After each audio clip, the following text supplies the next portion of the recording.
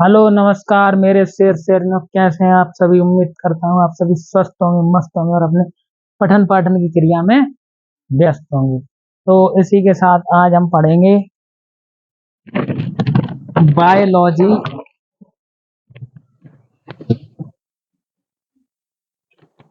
Class 12 की जो हमारी चल रही है।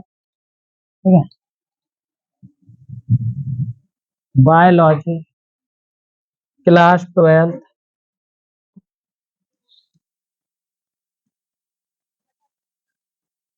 क्लास 12 में बायोलॉजी हम लोग मानव जनन पढ़ रहे थे और मानव जनन अंग तक हम लोगों ने पढ़ लिए थे हैं।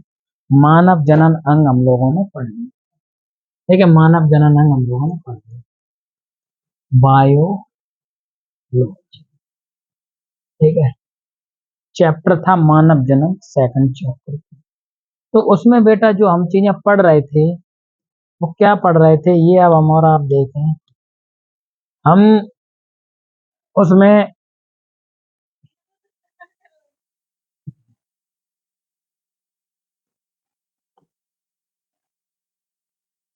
इसको पढ़ रहे थे हैं, मानव नर जनन तंत्र। तो बेटा नर जनन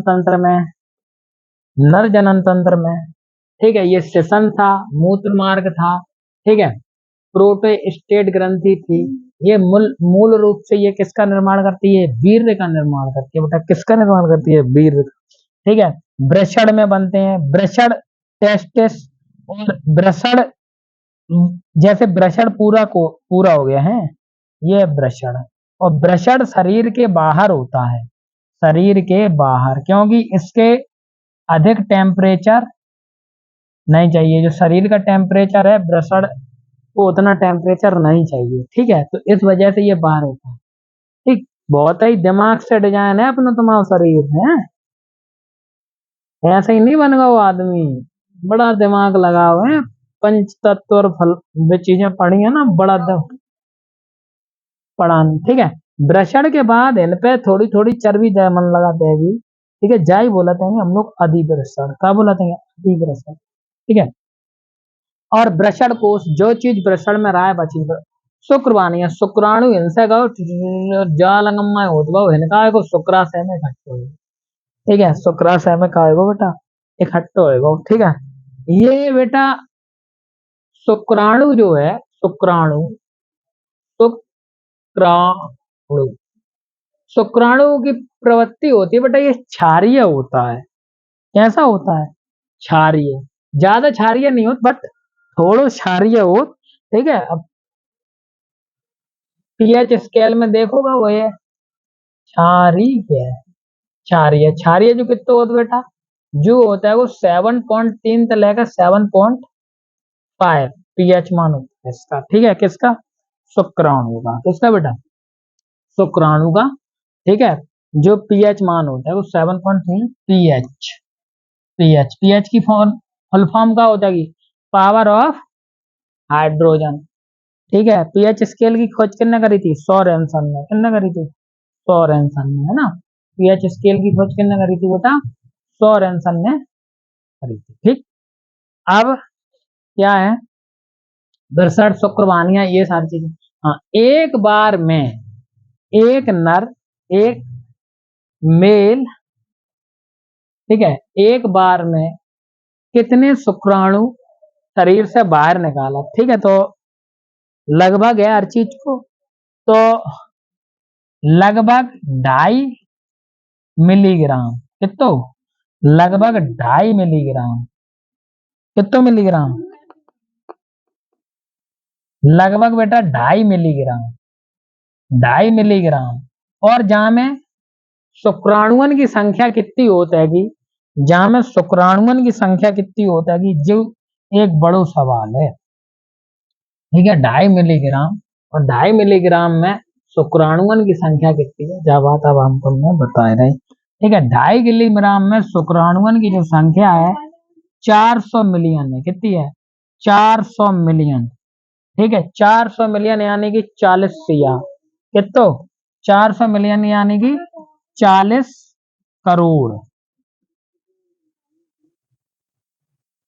पैदा हुए थे पहले कितने हैं, 40 करोड़ तक हो सकते हैं, सीधो किताब में लिखो। ठीक है, 40 करोड़ कितने बेटा, 40 करोड़।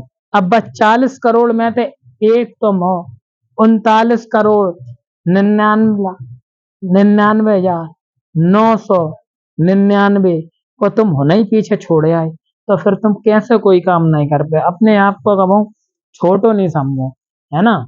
अपने आप को कमाओ, छोटो नहीं समझो। हर चीज वह मिले जो तुम्हारे वाक़या जाते हैं। ठीक है, बस उसे क्या चाहिए, अगर तुम बाय चाहो शिद्दत से तो आराम से मिले।